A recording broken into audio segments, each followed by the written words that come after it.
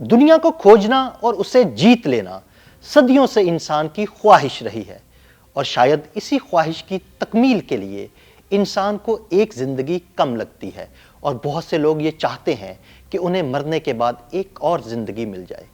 آج آپ کو ایک ایسی دنیا میں لیے چلتے ہیں جہاں پر مرنے کے بعد دوبارہ زندگی کی خواہش رکھنے والے انسانوں کو محفوظ کیا گیا ہے۔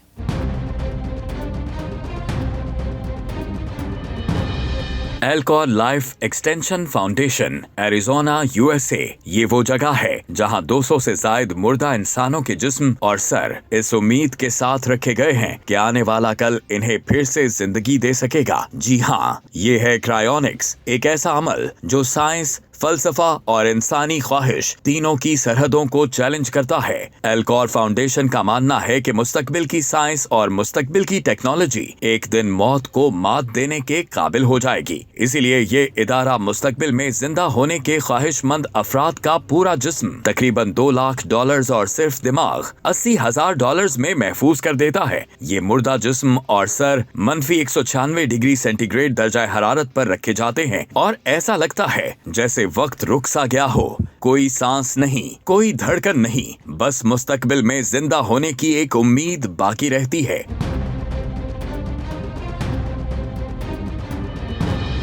موت کے فوراً بعد ایلکور کی ٹیم حرکت میں آتی ہے، دل اور پھیپھڑوں کی مدد سے دماغ تک خون اور آکسیجن پہنچانے کی کوشش کی جاتی ہے، اور یہ سب اس لیے کیا جاتا ہے تاکہ دماغ کو زیادہ سے زیادہ محفوظ رکھا جا سکے۔ پھر جسم میں خون پتلا کرنے والا کیمیکل شامل کیا جاتا ہے، اور پھر یہاں سے اصل جادو شروع ہوتا ہے۔ جسم سے پانی نکالا جاتا ہے اور اس کی جگہ کرائیو پروٹیکٹنٹ یعنی انسانوں کے لیے بنایا گیا خاص اینٹی فریز بھرا جاتا ہے۔ یہ خون میں آئس کرسٹل کو بننے سے روکتا ہے جو جسم کے خلیات کو تباہ کر سکتے ہیں۔ اس کے بعد مردہ جسم کو ڈرائی آئس پر رکھا جاتا ہے اور آہستہ آہستہ درجہ حرارت کو -130 ڈگری سینٹی گریڈ تک لایا جاتا ہے، اور آخر کار یہ جسم مائع نائٹروجن کے بڑے ٹینک میں پہنچتے ہیں جہاں درجہ حرارت -196 ڈگری سینٹی گریڈ ہوتا ہے، اور اس ٹینک میں 6 لوگوں کے مردہ جسموں کو محفوظ کیا جاتا ہے۔ ٹینک میں مردہ جسموں کو الٹا رکھا جاتا ہے تاکہ اگر کبھی ٹینک میں لیکیج ہو بھی جائے تو سب سے قیمتی چیز دماغ سب سے آخر میں متاثر ہو۔